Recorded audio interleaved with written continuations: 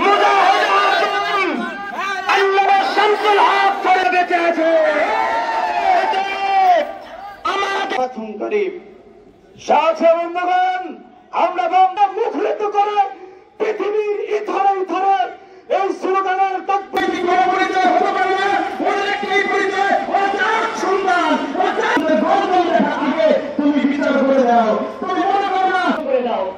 সম্মানিত উপস্থিতি, যে ব্যক্তি করেছে তারা মনে করেছে মুসলমানের রক্ত শুকিয়ে। সাথী বন্ধুগণ, এরপরে যে বক্তব্য মুহতারাম হাজিরিন, আমরা সমাবেত হয়েছি এভাবে আমরা প্রতিপক্ষ के साथ हाजिर हुए हैं।